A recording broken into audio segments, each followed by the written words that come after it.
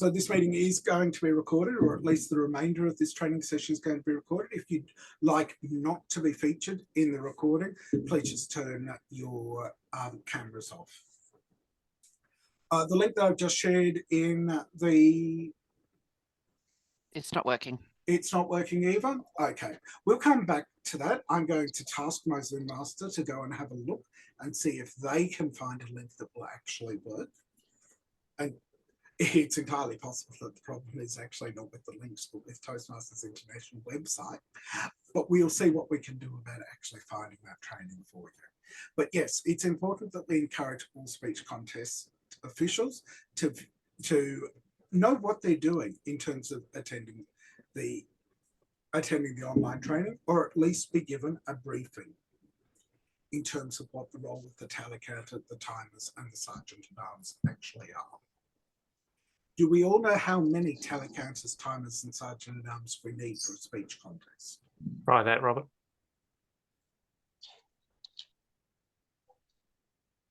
Thanks, Alex. Yep, that link's working. Thank you for that. So how many people do you think we need in each of those roles? Two? Two of each. Two of each. The only exception to that is at district level, for reasons that I'm sure make sense to somebody. We need a third tally counter. But at area and division level, yes, you need two tally counters, two timers, and we always do tend to have at least two sergeant at arms. Sometimes with the contests where you've got contestants that are out of the room, you might have a third just to provide help with the logistics in terms of getting people in and out. The other job of the chief judge is to conduct the judge's briefing for voting judges, as well as the briefing for the counters and timers. The judge's briefing can be conducted either online or in person, and that's at the discretion of the chief judge. Online briefings are allowed in order to facilitate more scheduling opportunities for a thorough briefing. Because when you're actually at the contest on the day, particularly people are traveling some distance, if judges are arriving 10 minutes before the contest is going to start, you're not going to have time to conduct a proper briefing. You're also going to run into the issue of someone's run late because of traffic. They've just arrived. You've been waiting for them to arrive because you've only got the bare number of judges, and the whole day falls behind while you wait for this, while you conduct the judge's briefing. And there's nothing we enjoy more as the audience or as contestants than sitting around waiting for the judge's briefing to finish so we can get started. It makes our day joyful. So as chief judges, please don't do that to your contestants. Please don't. Your contest chair will thank you if they can start on time. So for those reasons, I usually try, if I'm the chief judge, I will normally try to do my briefings ahead of time, because I want to spend as much time as the judges need in doing the briefing. What do you think, as chief judge, we're looking at getting out of the briefing session that we're running for our judges? Marietta? To pick elements of the judging sheet that different people might have different interpretations on, so that you can clarify what some of the wording might mean. Yep, absolutely. Confirmation that everybody understands their role. Yes, Joshua, definitely. Understanding of what to do. Checking the impartiality, checking that the judges are impartial, checking the level of knowledge that your judges have. That's certainly something that you're looking for. As chief judge, you might be looking for, do I have an outlier judge? I've selected these judges. My reputation as a chief judge in terms of the quality of judging that's going to be delivered on the day is going to be determined by who these judges are. And I need to make sure that the judges are impartial. I absolutely need to make sure that they are eligible to judge as well. And Lisa's quite right about that. So we are checking the eligibility, we're checking their knowledge of the rules, their ability to act in a way that is impartial, and that we're comfortable that they're going to be judging in a way that is fair to all of the contestants. Any questions about what we're looking for in terms of the judge's briefing?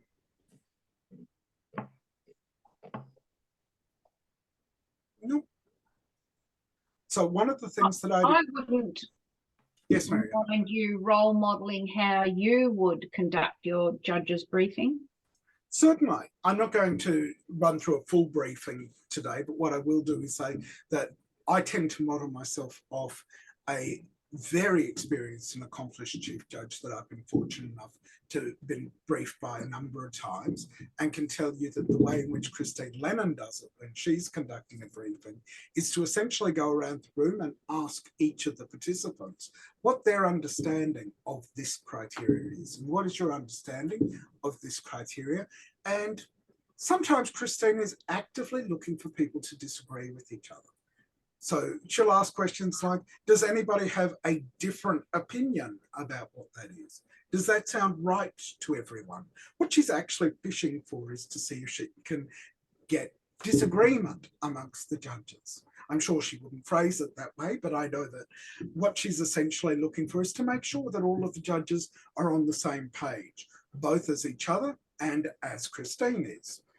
So that's what I would be encouraging you to use as the role model. There have been times where, because judges have been late, because there's been some disorganisation where we've had to do last minute changes, that I've had to do 10-minute briefings, and I can do that. I can't do an engaging exchange of information and conversational based briefing in 10 minutes. It's going to take me longer to do that. If I'm having to do the briefing in 10 minutes, it's going to be, here is the Robert Greene shotgun method of this is what you look for in this criteria, this is what you look for in this criteria, this is what you look for in this criteria, and I will speak at people because I can get through a briefing in 10 minutes doing it that way. It's not what I would recommend, but it is a plan B. Sometimes you'll have a situation which will necessitate that you as a chief judge are flexible and adapt to the situation. So I would always encourage you to try to draw out your judges and get their opinion and feedback about what they think, because this better allows you to identify if you've got a potential outlier. But plan B is a shotgun method where you tell them this is what you will look at. It's also a question mark about whether you deliver the briefing just in time. Some chief judges have a preference to deliver the briefing in the 15 or 20 minutes immediately before the contest is about to start. Some don't mind delivering the briefing a day or two beforehand over Zoom so that they have more time, but it's not as recent in the judges' heads. That's a judgment that you, again, will need to make based on your familiarity and your confidence with the judging panel that you've got. Did anyone else have any suggestions or ideas in terms of ways in which they would approach the judge's briefing? Barbara? One of the things I've done at times when you've got experienced judges there is, what are some of the mistakes that you see where you mark people down? For example, not having a summary. Or, you know, what are some of the key mistakes that you look for that will cause you to mark down a speaker? Absolutely. Anyone else? Judith McConnell. Judith? Yeah, Robert, I like to make sure that the judges have read the rule book and checked any new rules that have come into play since last year. Absolutely. Fortunately this year, and I know Mark asked this question about the changes that have occurred in the rule book, I did, as part of the preparation, look through the rule book, and there has been, that I could find, one change. And that is somebody that is an incoming area director is now eligible to serve as a contest official or a contest judge. Last year they weren't. Because area directors are not elected in this district, they are eligible to serve as contest officials. It's only people that are standing for an elected office that are excluded from being contest officials and judges. So that's the to the best of my knowledge, that is the only change in the rule book this year. So we've talked about before the contest. There is a checklist of things that we do ask for the Chief Judge to make sure are covered at the judge's briefing. One of the things that you're required to do as part of the briefing the judges is distribute a list of the contestants in speaking order to each judge. In practice within district, we normally hand that as a responsibility to the contest Toastmaster. So quite often you will see the Chief Judge jump up just as the contest is about to start and go, speaking order, please. What they're doing is making sure that their job of making sure that all of the judges have a list of the contestants in speaking order has been achieved. As Chief Judge, you need to know that every judge has the judging criteria guide and ballot paper. So they shouldn't just be making it up, judging on whatever criteria they feel like, and, you know, writing on the back of a shopping list who came first, second, or third. There is a form. So we do ask the Chief Judges make sure that Form 1171 is distributed to each and every judge, with the exception of the tiebreaker judge, which has a different form number, I believe. You, as Chief Judge, also need to select one of your judges to be the tiebreaker judge, which means that at area level, how many judges do you think you need? I see 5. I see 5. 7. Plus the tiebreaker. Sorry, what was that, Margaret? Plus the tiebreaker. Plus the 5 plus 1. I would always suggest that at an area level you aim for 6 plus 1, because some mother's beloved child is going to not show up, is going to have a car breakdown, is going to have suddenly remembered that their child is getting married that day and tell you the day before. Having a spare is a good idea. An absolute minimum, you need the 5 plus 1. For division, as Dawn has indicated in the chat, you need 7 plus 1 plus the tiebreaker. So you need a minimum of 8. So the reason that we have so many judges is to make sure that we've got a better chance of giving an impartial answer, an answer without bias, a result that simply reflects the performance of the speaker on the day. One of the other things that we do as part of the judge's briefing is make sure that every judge has received a copy of the eligibility and code of ethics form. And I encourage you, when you give them this form, ask them to read it and sign it. It's not just a matter of signing the form. We do want them to have read the form and understand what it is that they're signing.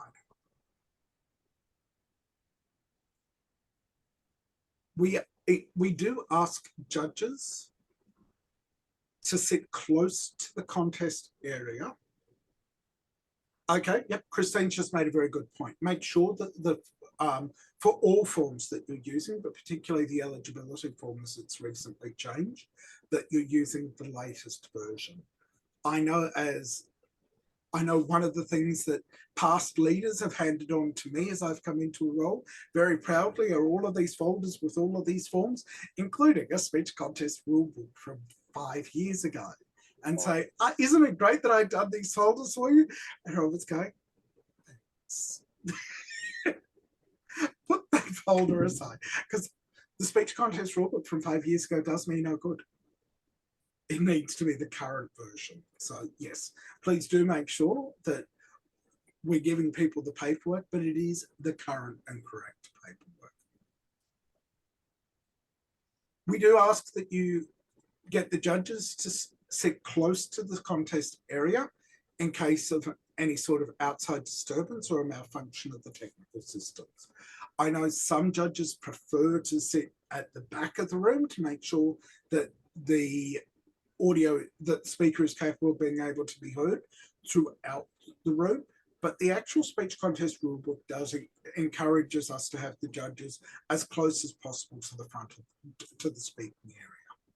It's up to the judges as to whether they all want to sit together or not. I personally can see pluses and minuses.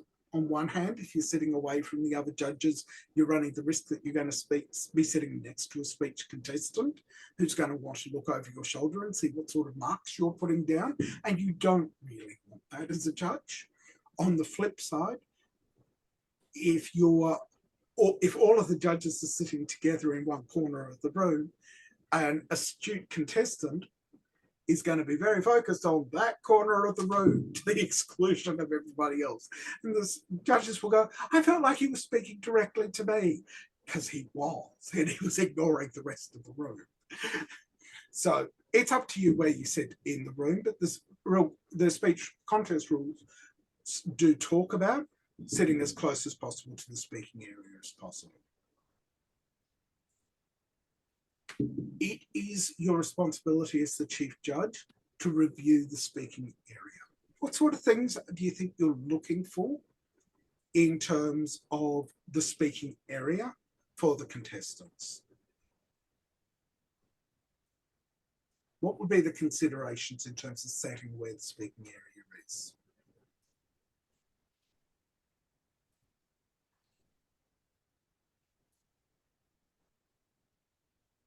Want us to type it? Yeah. You can type it or raise your hand.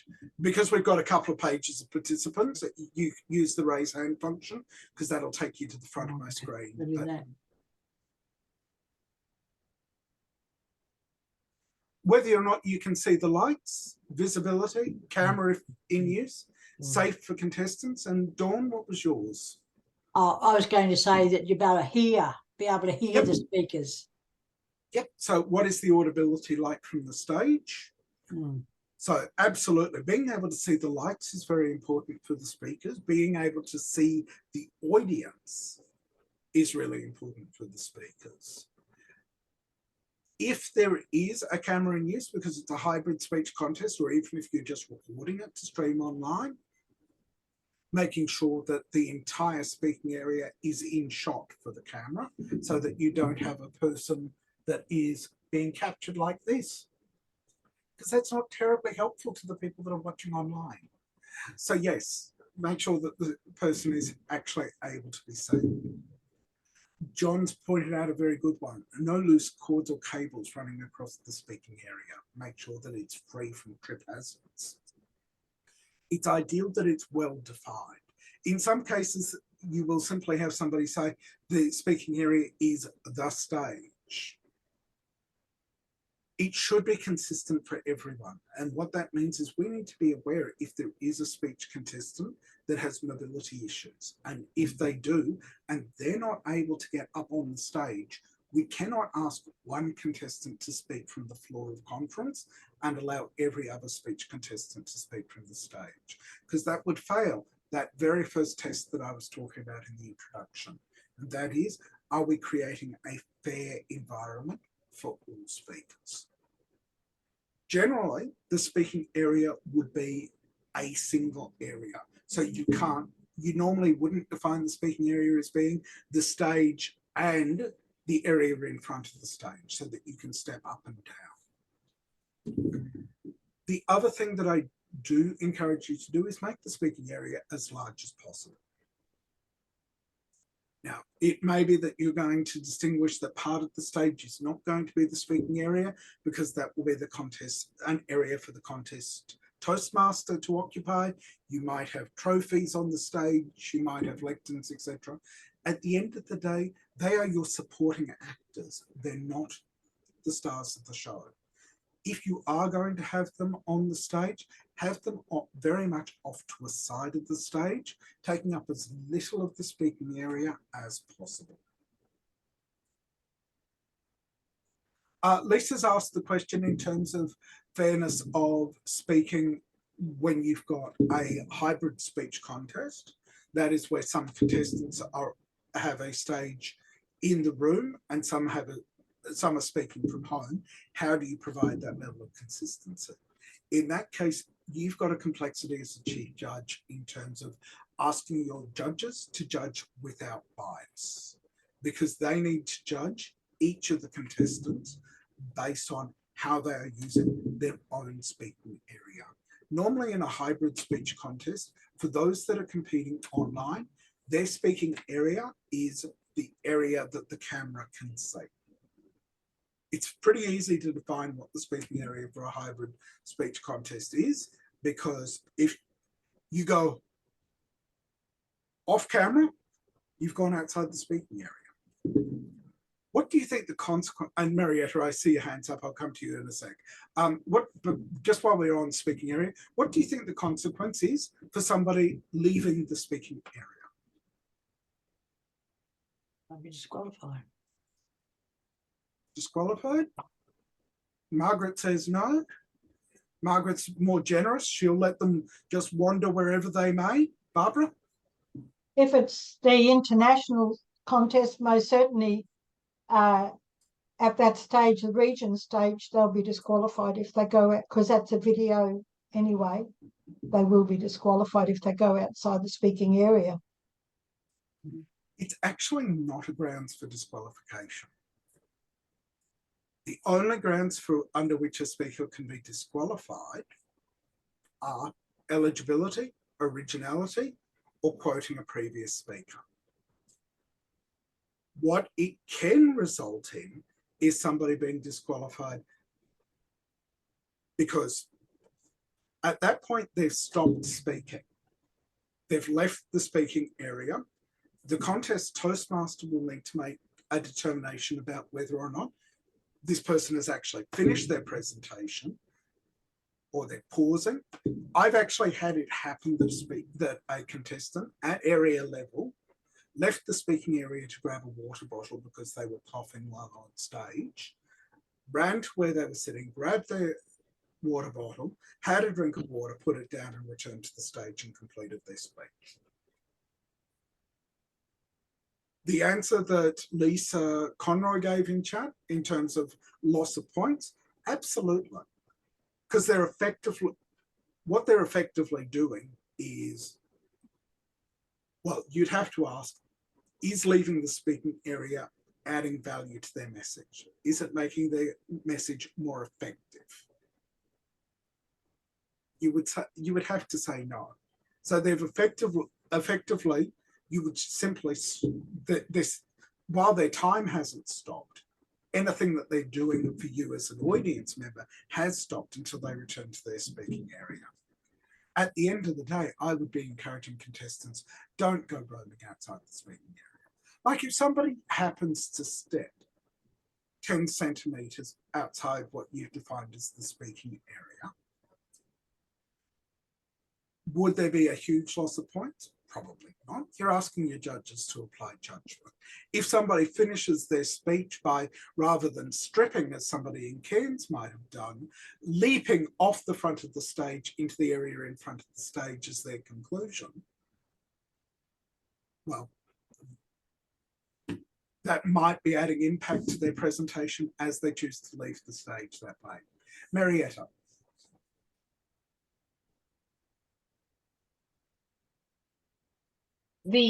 I thought District did it well at the last, where there was actually a taped section, so there was no confusion exactly which the box was, because well, not only did we have online contestants, but you know that at least at district level, the international speeches are being recorded in order to then take the winners off to the regional contests. So I'd see it as an opportunity for people to develop the skill level to provide a consistent area and to look at camera as they progress through their learning journey. Absolutely.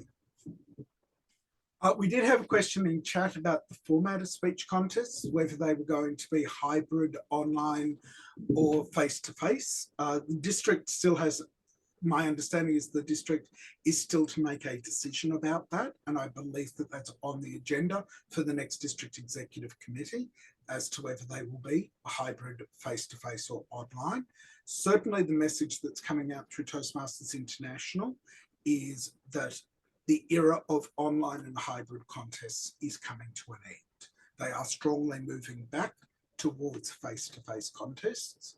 And while we may still have hybrid or online around the world this year, certainly the information, the sounds that are coming out of the board and out of Toastmasters International are that this may be the final year for those, that we are moving back to face-to-face. But Tauflin is quite right. No one expected the Spanish Inquisition. No one expected the coronavirus, and no one really knows what to expect is going to come next. So anything could happen, but at this stage, the move is back to towards face-to-face. And we're obviously aware that we've got divisions for whom that's going to be a challenge. Pacifica, for example, you're talking about thousands and thousands of kilometers between clubs. And then it's a matter of, historically, within Toastmasters, we used to have a videotaped contest and a live contest. Are we going to move to a point where we have hybrid/online contests as a separate contest to the World Championship of Public Speaking? It hasn't happened yet, but we can't discount what's going to happen. So, was there any questions about speaking area before we move on? Cool. So Anne Nelson's got a hand up. Oh, sorry, Anne. I put my question in chat actually, but yeah, it's to do with online contestants. They have the ability to stand up and shift their camera view. So as long as they remain in view, that's okay. But then if someone online competing, if they don't stand up and just sit down and are still, does that mean they could be marked down? As the chief judge, it's your role to define what the speaking area is going to be. As I mentioned, when I'm the chief judge for hybrid or online contests, the definition I use is that if you're within sight of the camera, you're in the speaking area for the camera. Whether that's sitting down or standing up, that's entirely up to you. As long as the camera can see you, that's fine. But that's a judgment call for the chief judge, because you risk when you're saying that as long as you're standing up, you could have somebody that can barely be seen on the camera because they're so far away, so that the whole body is being able to be seen. That's one of the risks for your online contestants, is that if they're speaking, there's a very good chance that the judges are not going to be able to see facial expressions. So the question is about whether you want facial expressions and eye contact to be figured into your presentation as an online contestant, or stage use, because it's very difficult for an online contestant in one of these small boxes to do both. Trisha. Sorry. One of the questions I have is that I know, or I was told earlier on, that when you step into the speaking area, that's when your timing starts. Is that part of? No, you can stand in the speaking area pretty much for as long as you like. It is when you make your first verbal or non-verbal interaction with the audience. So, and an example of that would be the table topics contest. A table topics contestant can stand in the speaking area, wait for the topics master to, the contest Toastmaster to say your topic is, then pause, look down. When they look up, and say contest Toastmaster. If they smile or nod at the audience, if they start with a gesture, that's when the timing starts. First verbal or non-verbal contact with the audience. It's not when they actually walk onto the stage. They can stand up on that stage. I personally wouldn't be encouraging speech contests in the table topics contest to stand there for 5 minutes and think about the topic. I don't think it creates a great impression, but based on the rules, the timing starts when they make their first verbal or non-verbal contact with the audience. Thank you. And as chief judge, you need to make sure that the timers know that, and that the timers know how to use the timing devices. Now, back when I first joined Toastmasters, yeah, we dodged dinosaurs on the way to the Toastmasters meetings, the slippery little suckers that they were, but we all had stopwatches. Today, as a timing device, I use this. How many of you have got one of these sitting in front of you? How many of you can just wave it to the camera? These all have stopwatches on them. And absolutely, if somebody wants to use their own mobile phone as the timing device, let them. Far better that they use a device that they know how to start, stop, and reset, rather than you giving them a device that they've never seen before, that has 22 different buttons, and they're going. The important thing is that, does it tell the time? Can they start and stop? Can they tell me at the end of the presentation how long the speaker went for? What happens if the timing lights or someone gets so absorbed with the speech and they forget to time, or they forget to turn on the lights, or the lights simply don't work? What do you do as chief judge? Lisa, Doris? Nothing unless it's contested. They actually get an extra 30 seconds in terms of timing malfunction. What? I wish I knew that. So if the timers recognise the fact that there's been a timing malfunction, that the lights haven't worked, the speaker's afforded an extra 30 seconds according to the rule book. Yes, Marietta. I recently experienced a timing malfunction in that the timers forgot to turn on the lights. And in that particular contest, of the 3 contestants, one was given a timing disqualification. Now, I was the contest Toastmaster, so I didn't turn around to check whether the lights were working or not.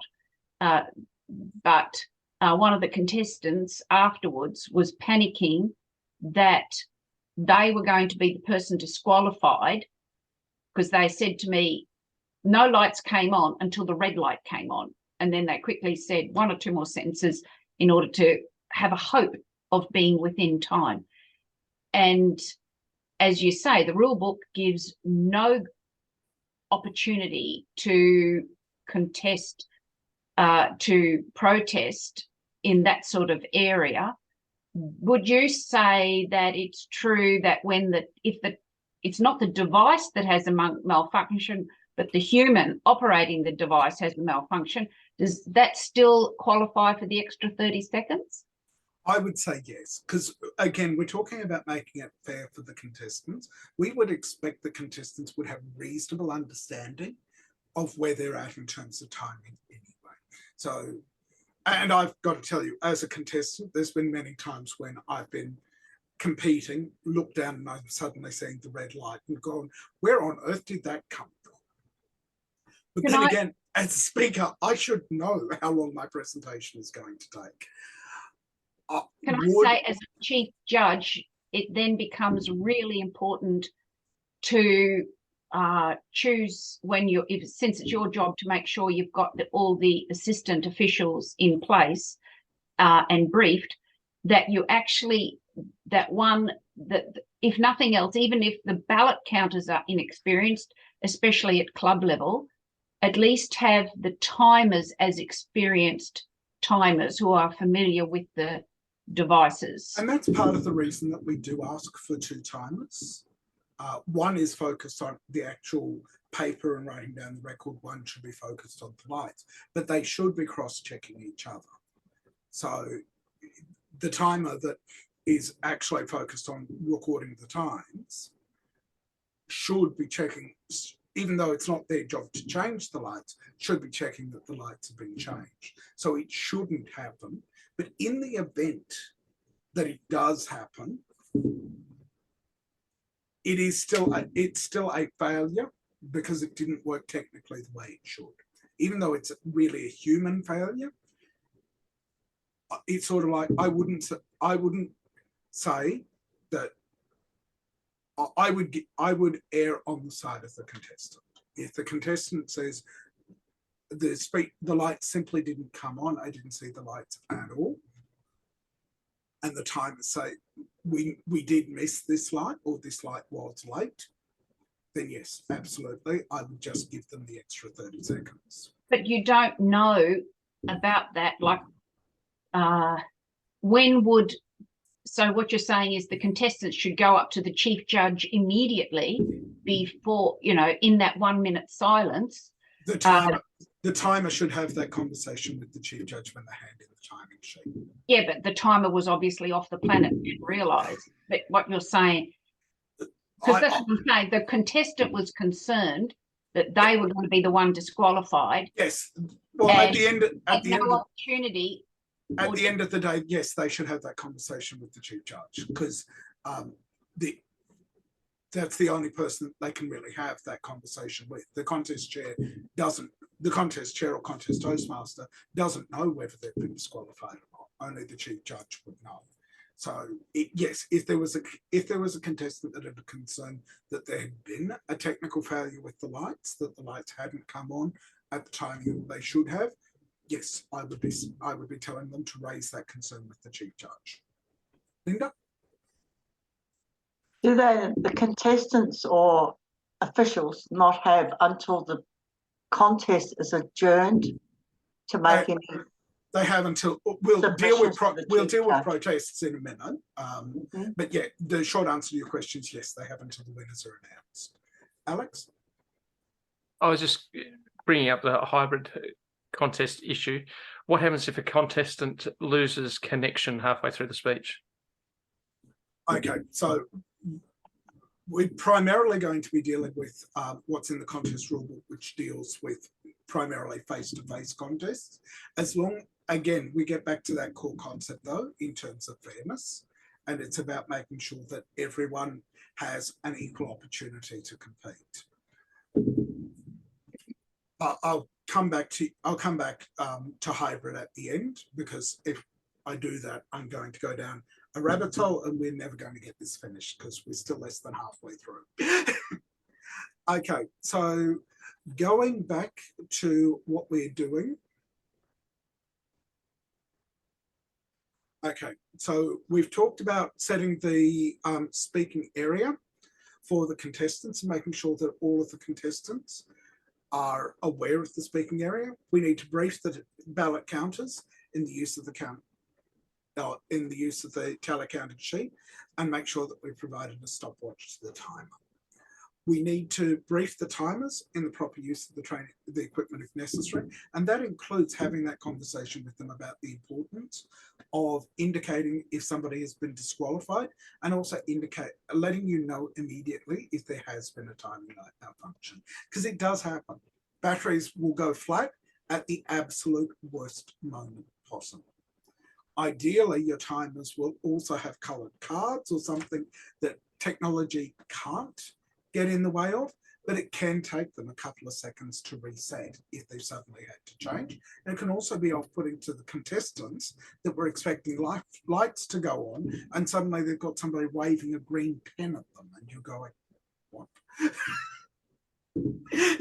What is going on?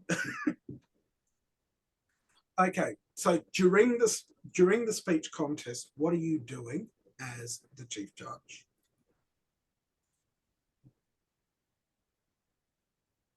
What are some of the things that you're doing during the speech contest itself? Observing. Sorry? Just observing. You're You're absolutely observing. You're making sure that the contest Toastmaster is remembering to allow a little bit of time for the judges to complete their ballot paper. You're monitoring in case things go wrong. Technically, our judges should be anonymous. You, however, should be visible because the contestants need to know who they go to if there is a protest. So you should be very visible as the chief judge.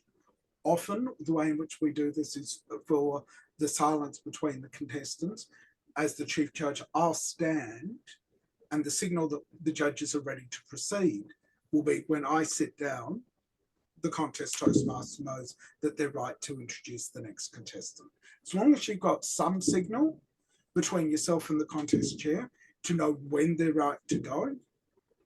Some contest chairs will want to keep, particularly if the schedule is running overdue, will want to push the judges. And it is a matter as chief judge that you're walking a line. Some judges, you will discover, take a very, very long time to make a decision. And yeah, as in trying to provide a fair environment for the contestants, it's not necessarily fair for contestants 2 through 5. When speaker 1 has been able to get up, get into the flow and present, speaker 2 is standing there at the side of the stage, all mic'd up and ready to go, and they're waiting, because judge number 3 can't decide whether they want to give 13 or 14 to speaker number 1. So it's like, move on. Sometimes the Toastmaster will ask the judge, are we ready to proceed?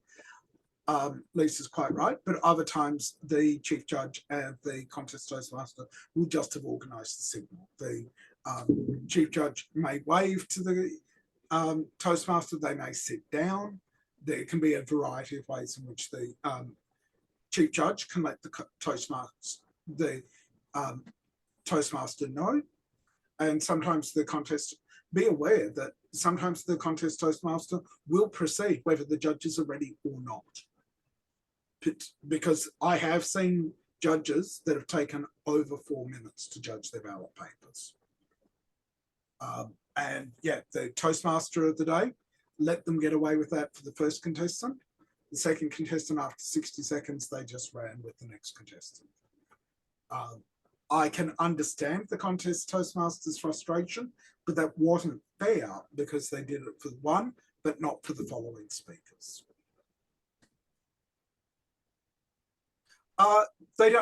Lisa's made a comment that she thought that the timers had to show a line. It's not actually in the speech contest rulebooks about timing for the judges between speakers. It's something that we normally do as a protocol, unless I've missed it in the rulebook. Does anybody else know that it's actually in the rulebook? I don't think it's actually a requirement of the rules to allow time, to allow a specific amount of time. We default to allowing a minute, but yes, and that's something that I would be encouraging you to do as chief judge when you're briefing your judges. Set realistic expectations that they're not going to have a huge amount of time between contestants to mark their ballot papers, and that perhaps what they should do is, if they know that they're not likely to be able to do the maths in that time, at least get marks down and add it up at the end. Any questions? The other things that we're doing during the contest is, as chief judge, we are collecting the tiebreakers ballot. And as part of the role of chief judge, we have determined which of our 6 judges, or 8 at division level, is going to be the tiebreaker. And they've got a different judging ballot, and that does not go to the tally counters. As chief judge, it comes to us. We pick it, which means we need to know who the tiebreaker is.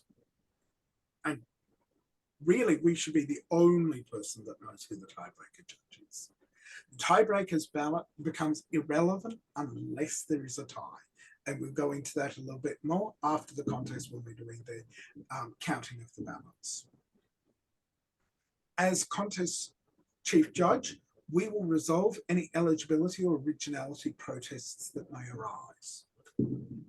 How you ask your judges to let you know that there is a protest is up to you. I know some chief judges ask the judges to simply write the word protest on the back of their ballot. I personally find that as a high risk strategy because it's assuming that the ballot counters will know that. It also means that you're potentially exposing your ballot counters to the fact that there's a protest, which is something they don't necessarily need to know. As chief judge, my message to my judges will be, if there is a protest, if you need to lodge a protest, come and see me. This is where I, as the chief judge, will be with the ballot counters, generally in the judge's room. If there's a protest, come and find me before the results are announced. Once the results are announced, there's nothing I can do about your protest. How do you think a chief judge should handle a protest? Christine?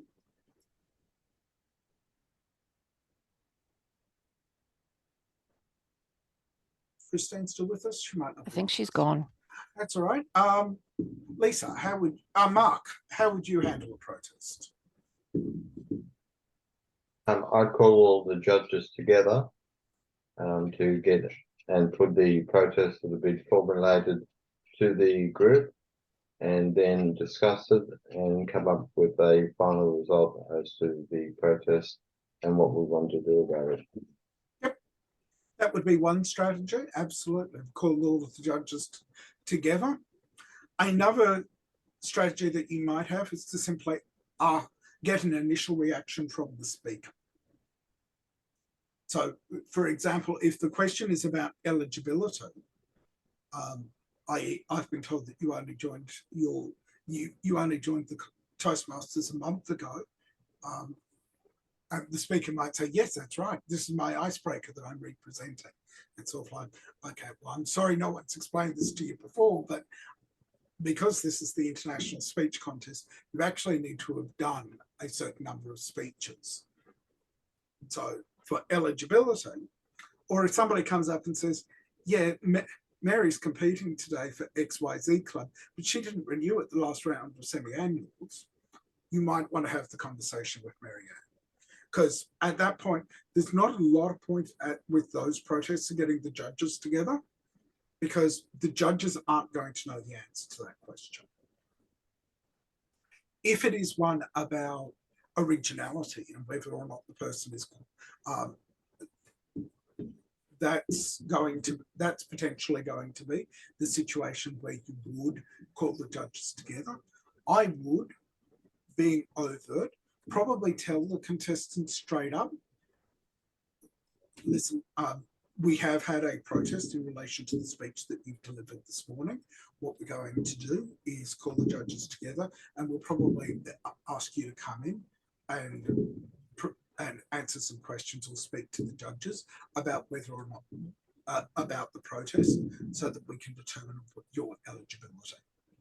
If it is a case where a speaker has directly quoted a previous speaker, which is the third and one of only 3 grounds for disqualification, then you probably, again, you might mention to the contestant, we've had a protest saying you quoted speaker number 2 in your presentation today.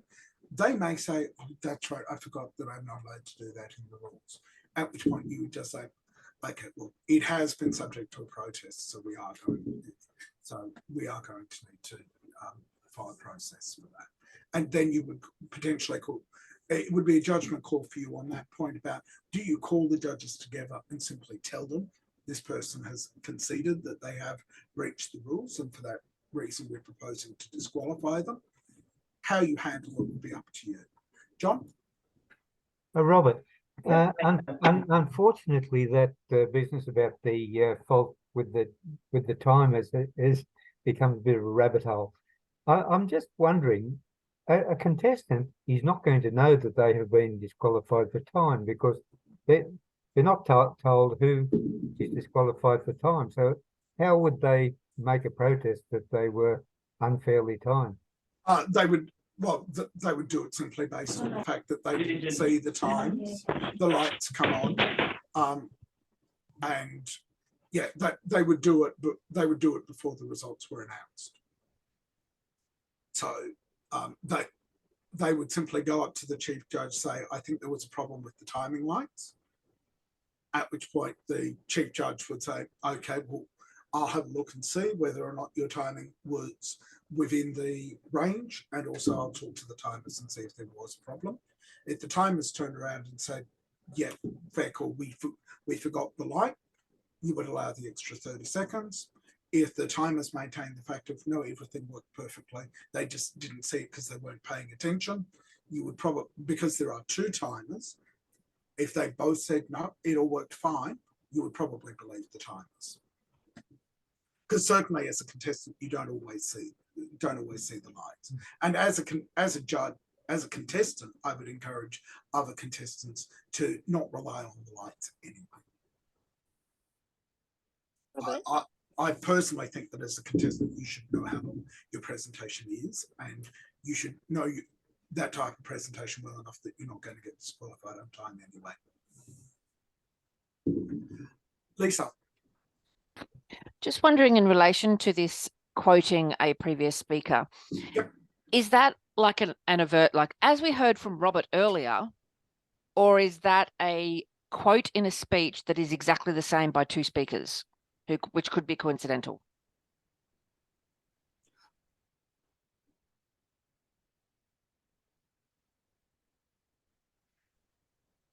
Unless it was, yeah, it would be challenging if the second speaker said, this was already in my speech before I heard the earlier speaker's presentation. The specific rule book is about referencing the previous speech. So it's not a coincidence, because I have heard two people speak about the same thing. The second person who actually spoke about it wasn't even in the room when the first speaker was presenting. So it was an interesting, I mean, it wasn't brought up as a conflict, but it was just an interesting thing that two speeches had a similar topic. Well, and indeed in table topics, you're going to have that all the time. In the table topics contest, I've actually seen at division level, two speakers responding to a table topic using the exact same quote. But that was because the table topic led itself towards that exact same quote. And they obviously were not quoting the previous speaker because, as you say, they weren't in the room for it. Judith. Regarding the quote, I was in the judging when a person used a quote but didn't acknowledge the source. And would you put that under, and it was raised as an issue? It is an issue. It's about originality. Okay, so that is what they're doing is claiming that is their original thought when they're actually quoting somebody else. So that's an issue from plagiarism and whether or not the speech is original in content with they're attributing to their sources. It's not the automatic disqualification that we're talking about for quoting a previous speaker. Originality does require that their speech must be principally original in nature, and that they should acknowledge their sources, even if they just say it's often been said or there's an old saying that. I think it's more effective as a speaker if you can actually attribute the source, but your risk with that is that you falsely attribute it. Judith, and then we're going to keep moving on. Yes, I was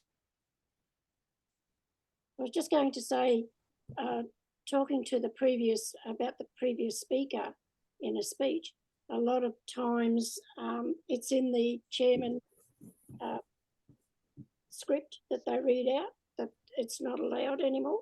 Yep, absolutely. The contest Toastmaster, we encourage them to remind contestants that they can't do that, but at the end of the day we should also, as chief judge, be making sure that all the speech contestants have read the rule book. They also sign the eligibility and originality form, and it should also be on that form saying you can't do that.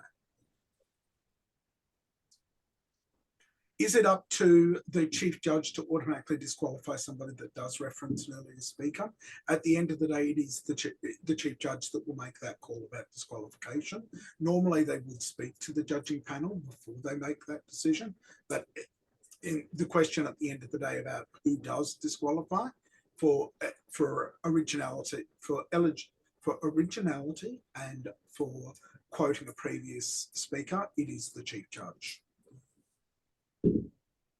But there doesn't need to be an actual protest brought up for the quoting a previous speaker. It is just like a timing thing. It's automatic. No, someone does need to lodge a protest. Somebody needs to lodge a protest. Although the chief judge can themselves lodge the protest. Right. Okay. Because the only people that can lodge protests are judges and contestants. I'll just actually double check the protests. I don't. So I'm going to go back to the rule book. A protest are limited to eligibility, originality, and reference to another speaker's must only be lodged by voting judges or contestants. So no, there must be a protest and it can't be initiated by the chief judge. Only a voting judge or a contestant can lodge a protest. So yeah, if speaker number 3 quotes speaker number 2 in their response and no one lodges a protest, they're fine.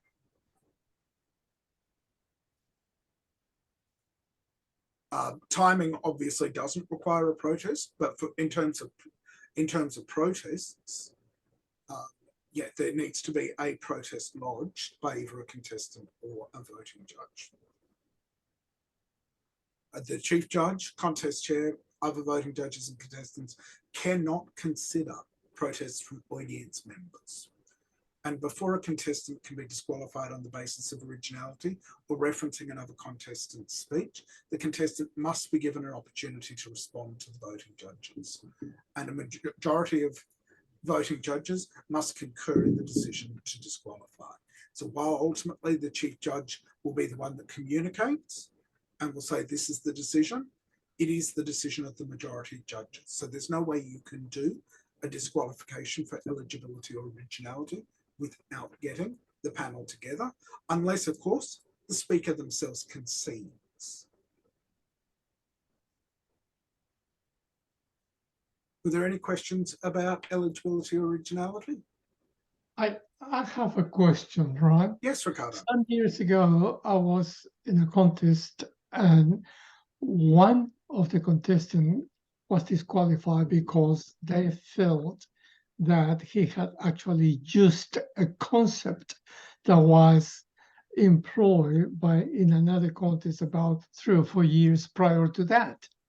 Now, what I challenged was the fact that they said that the concept had been presented 3 or 4 years ago, but the concept was actually based and acknowledged to be something that came from an American literature book about 50 years before that. How do you deal with that?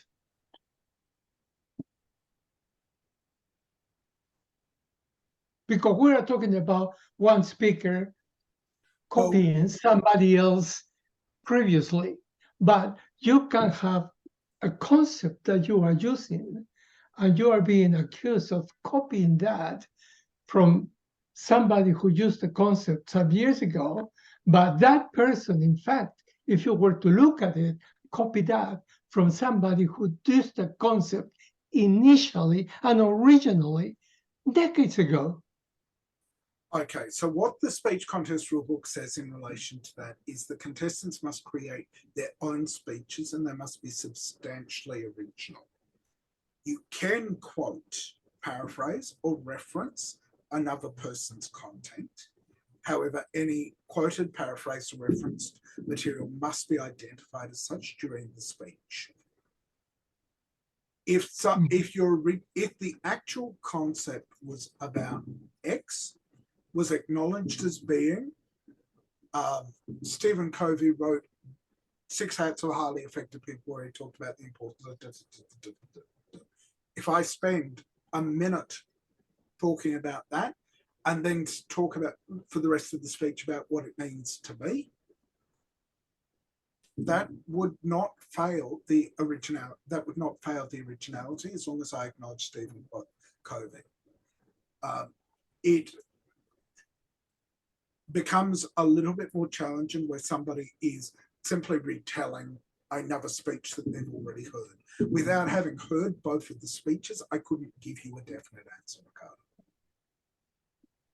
And realistically, it would be that would be part of the challenge that the judges would have in making the decision would be, unless they've actually heard both speeches, would be very hard for them to make a judgment about did it meet the eligibility rules or not. Yes, Joshua.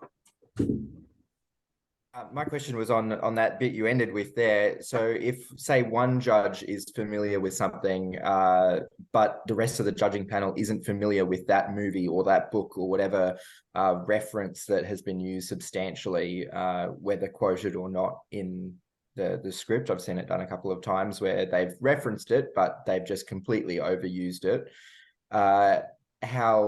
Are there any practical tips for how to resolve that in a timely manner? Because going to rent a copy of the book on Amazon to go and check it isn't a feasible thing to do whilst everyone's waiting back in the room. And do you have any suggestions there? Yeah, I would be asking open questions of the contestant and hope that they actually manage to dig themselves into a hole. Yeah. So, all right. We've received a protest in relation to originality for the speech that you've delivered today. We've been told that it's drawn very heavily on the content of X. Can you explain how, can you talk us through your process in developing the speech and how you feel that it meets the originality requirement for a speech content, for the speech contest? Let them make the presentation to all of the judges, thank them for their time, send them back to the room, then ask the judges. Up to you now to make a majority decision based on what you've heard. Do you believe that the speaker should have been disqualified? Yes or no? Excellent. That's really good. Thanks, Robert. Other people might have different strategies. Barbara, what would you do? You're muted, Barbara. Sorry, Robert. My attention was diverted somewhere else. And That's all right. I'm just going to assume that you would do exactly the same as I would. That's good. What about you, Lisa? Yeah, pretty much exactly that. I also had a situation where I was a judge, and I heard someone speaking about this great diet got onto, and they were describing pretty much exactly, I think it was like the Atkinson diet or something like that, but they didn't actually mention it was the Atkinson diet. And it resolved itself because that person just didn't place. Yep. And sometimes I've certainly had I've certainly had people that have come to me and had wanted to lodge protests, and I've been the chief judge and I've just gone, listen, that person's going to be disqualified for time because, you know, I can count to 9 and I know how long I know how long they spoke for. And even if they weren't disqualified for time, if any of my judges placed that person, I'd be really concerned. Do I want to go through the full protest for somebody that isn't going to place and is going to be disqualified anyway? Probably not. But Barbara. I will comment in that it could be an issue as far as the contest going up to the next level, because there was a situation last year where we one of the contests that we got down to speaker number 4 to represent. And in this particular case, the speaker was disqualified on time anyway, so they wouldn't have been eligible to proceed anyway. But that actually does bring us to the last task that a chief judge has, and that is to provide a list to the contest chair showing the placement of all contestants, not just the top 3, because as Barbara quite rightly points out, sometimes you're going to need to go to speaker number 4. Sometimes you're going to need to know, was speaker number 4 actually placed number 4, or were they disqualified?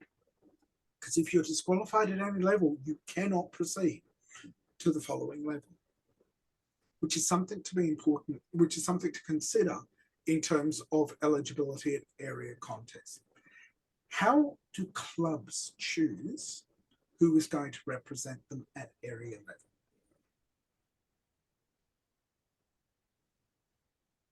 First place getter. First place getter, Lisa? Depends on whether or not they're holding a contest or nominating. Yep. But I always suggest if you are nominating someone that they do the speech as a practice speech in club and that speech is timed and that the club then say, yep, we like that, go forward. Joshua?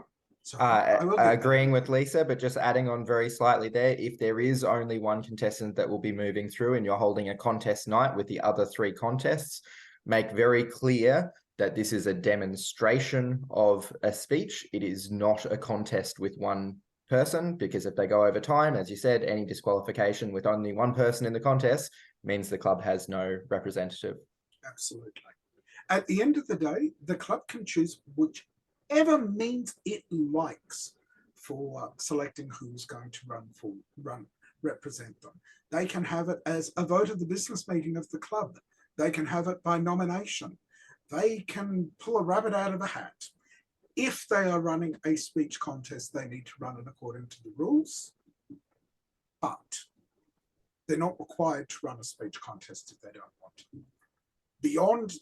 But the point that Joshua makes is quite right. If they run a speech contest and somebody goes over time and gets disqualified, they will be disqualified at every level they're on.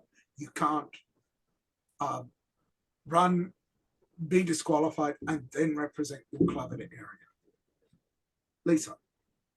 Question for you. When you're saying you have to give the list of all the place getters, yep. Do you go first, second, third? All contestants. Yep. So you go first, second, third, 4th, disqualified, 5th, 6th, etc. Or do you actually put the person in there and say that they were disqualified? You would actually put them in, you would do it in place order rather than in speaker order. But you need to provide a list showing the placement of all contestants. So if you had 8 contestants, you would say, this speaker came first, this speaker came second, this speaker came third, this speaker came fourth, this speaker came fifth, this speaker came sixth. These 2 speakers were disqualified because DQ is the place that speaker came. Yep, cool. And when you say reporting the list, it's not to the person at the front of the room, the contest Toastmaster. No. It is to the organizer who's responsible then reporting to the area director. That's right, because the contest chair, which would normally be your area or division director, depending on what level you're doing it at, will need to populate that form with things like the address, the phone number, the home club of each of those people that you as the chief judge won't know. So you give them the plate, you give them the list of every contestant and showing their placement, and they then provide that information up with the information about who these contestants were. We have about 5 minutes left, so I'm going to deal very briefly with online contests, bearing in mind the fact that District hasn't made a decision about whether we're actually going to have any hybrid or online contests this year.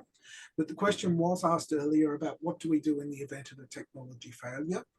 As Chief Judge, I would make sure that your contest chairs and your contestants knew what the process was going to be before going into it. It's going to vary depending on the contest. If it is the table topics contest and somebody's internet drops out 30 seconds into their response and they come back in 5 minutes' time and say, I'm back, can I finish my answer? I'm afraid my answer to that as Chief Judge is probably going to be no. That would give you an unfair advantage over the rest of the contestants. Evaluation, I'd probably be more forgiving, but would I want all of the rest of the contestants to be waiting for 5 minutes while the person tried to reconnect or re-establish? I would be suggesting as Chief Judge in the briefing, you might give somebody, you might tell people, okay, we're going to give you like 30 seconds to reconnect. For international and for humorous, again, you might allow them the opportunity to quickly reconnect. Hopefully it won't happen, but we know technology, internet does drop out at the worst time, as I discovered when I was chairing a district council meeting and it occurred.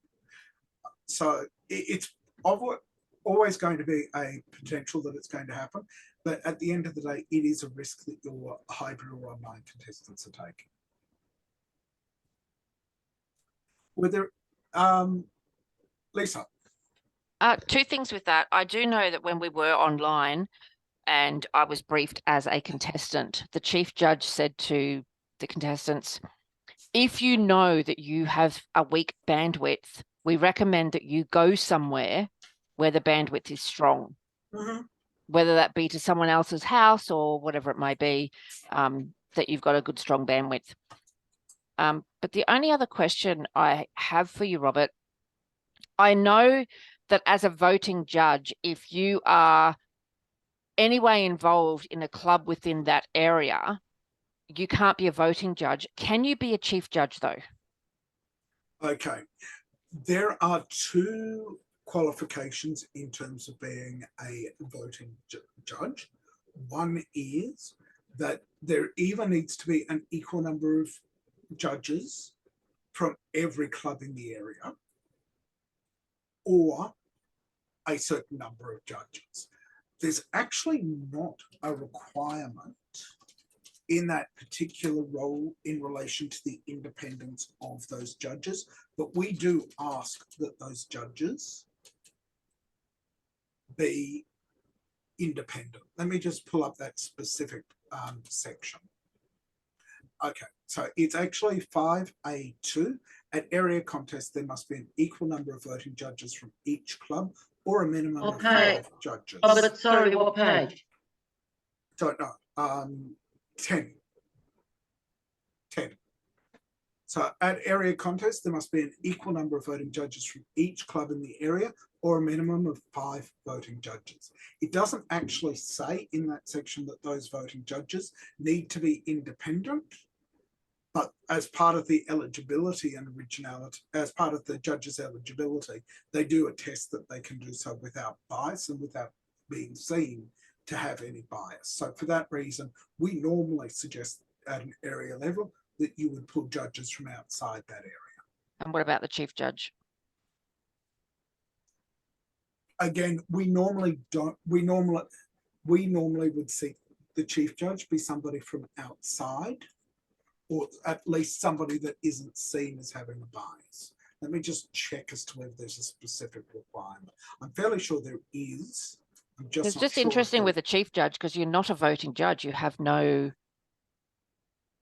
I don't think there is a requirement.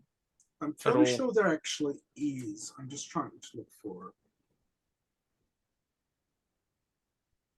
Yeah, there is. It's 5A4 that says the chief judge, voting judge, actually says that at district contests, there must be an equal number of judges and that the chief judge, voting judge and tiebreaker judge must not be a member of any club in which the contestant is a member. That provision also exists at division level. It does not exist at area. Okay.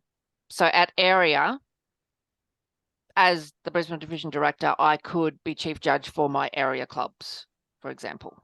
I'm not seeing anything at a glance in the rule book that would prohibit it. It's certainly prohibited at division and district level. And the fact that they've specifically prohibited it at division and district level, but not at area, would suggest the fact that you could. I wouldn't be encouraging it though. Yep. I'm going to take the last question from Liz and then we'll move on to the summary. Yes, Liz. Thanks, Robert.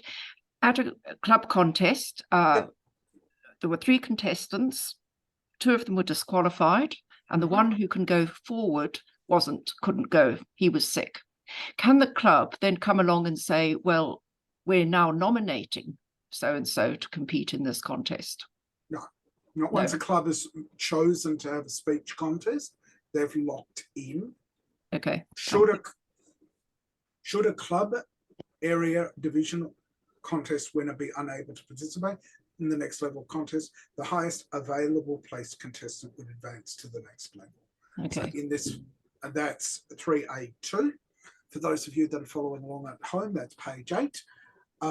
So under that rule, if they've had a speech contest, which is part of the reason why I would come back to what Joshua was saying about doing it as a demonstration, because that would then, but obviously in that case you had 3 people, it's entirely valid for the club to run a club contest. The fact that 2 of them got disqualified, yeah, not what you want to see. Now, for those of you that have been following the bouncing ball at home, and those of you that are familiar with the speech contest rulebook, you might be familiar with page 25. If not, you will be very familiar with page 25 because we just spent 90 minutes going through page 25. It is the Chief Judge's checklist. So that was the basis of the information that we were going through today. One of the things that I wanted to make very short when I was going through this was that the information that I was quoting for you was directly from the rulebook. So you will see, if you have a look at the rulebook, that page 25 covers exactly what the Chief Judge's checklist and what the things that the Chief Judge should be doing is. What I would encourage each and every one of you to do as you go on to serve as Chief Judge, every time that you are doing Chief Judge, is make sure that you've read the judging criteria, the eligibility form, and the contest rulebook before you go in. The contest, don't rely on the briefings that other people have provided to you in terms of what you should be thinking of, what the criteria are, what the rules are.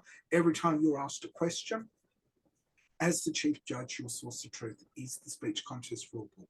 It's about making sure that the experience for our contestants is consistent, and the speech, we should be telling the contestants, this is the rulebook, this is the rules that were going to be followed, this is how the contest is going to be run. Question was asked about how long do we, after the competition, do you hold on to the eligibility forms for? It's not something that I actually keep. So I'll just check as to whether there is any requirements in terms of retention of that form. No, we need to review the fact that they've been lodged and signed. But beyond that, there's no requirement to retain. Were there any other questions before I draw this training session to a close? Yes, Robert. Yes, Judith. I've been to some contests where people are saying that because a lot of people are coming from other countries and don't understand the table topics, should they be written down and put on the lectern for them? That's an interesting question, because we have lots of questions in terms of how the table topic should be done, as to whether it should be presented in writing, or do they need to do the written format? What the rule book says is that the subject of the table topics contest must be determined by the contest chair as outlined by the table topics section of the book.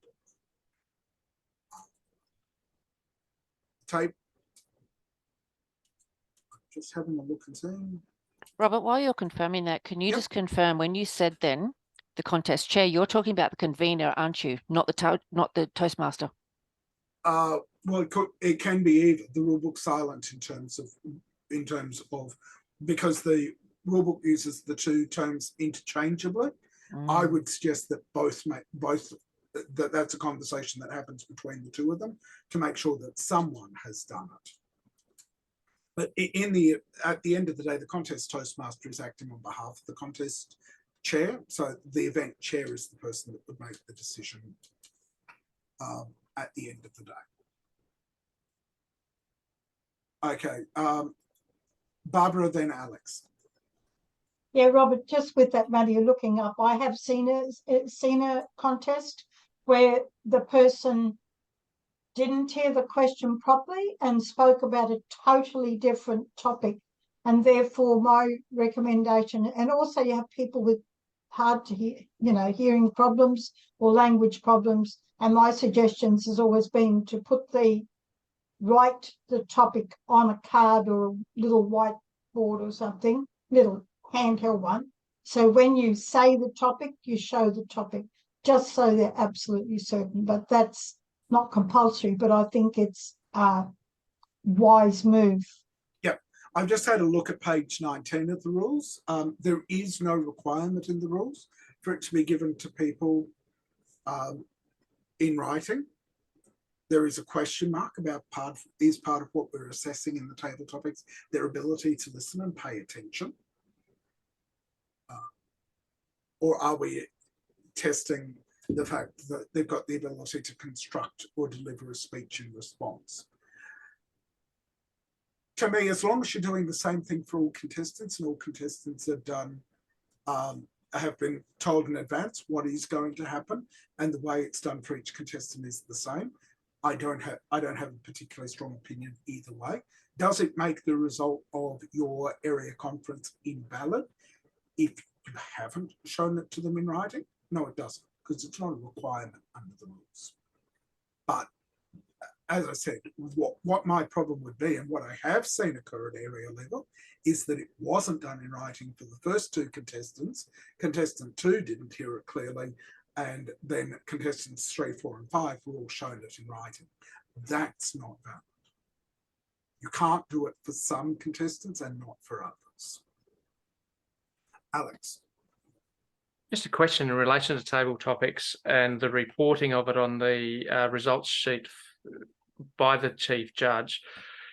Is it a requirement that the question for the table topic is written down on the form? Because there is actually no separate. Is it a requirement? No. As contest chair, are you going to be asked by the contest chair at the next level up what was the table topic? Yes. Yeah. Are you likely to remember in 2 months' time when the division director asks you what the contest table topic was at your area contest? Probably not. So write it down. Fair. Linda, last question. Okay, I just wanted you to clarify something that you said right at the beginning. I didn't hear it because you sort of dipped down about elected officials as chief judges. Yep. Can you clarify that they are or are not permitted to act as chief judge? Candidates for elected office are not permitted. Candidates for district positions elected by the district council for the term beginning on the following 1st of July are not eligible.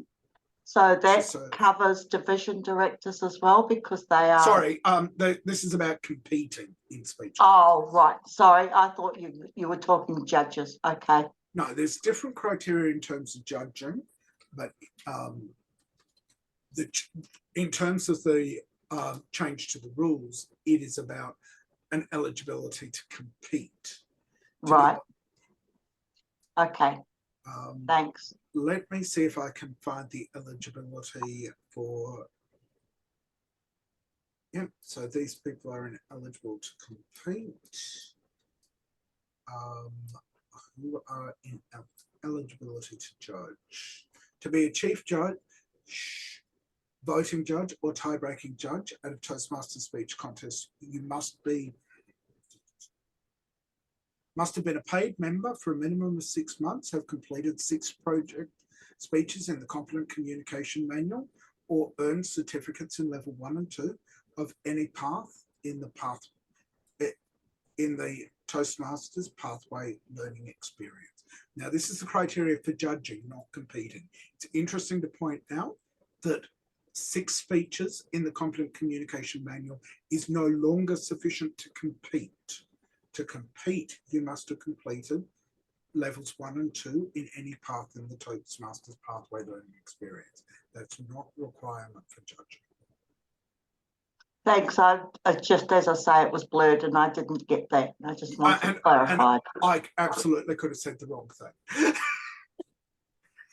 I'm going to stay online if people do have additional questions, but I am aware that I did mark it to people that we were going to go for about 90 minutes and we've been going for 100. So I am going to let those of you that do need to go with my thanks. I do hope that you found this training to be useful. I know Deb Barnett would be interested in any feedback that you do have about the Chief Judge's training.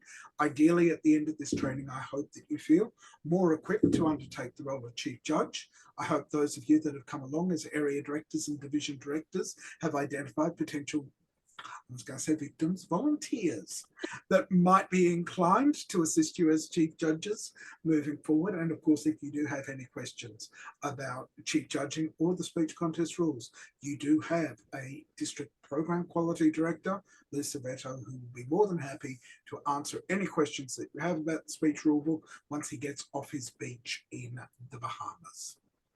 Thank you very much for coming along and attending today. And as I said, if you do have any questions, I certainly don't want to cut off the conversation, although I will cut off the recording, but I'm happy to stick around and answer any questions that anyone has, or even if you just want to have a chat. Thank you all.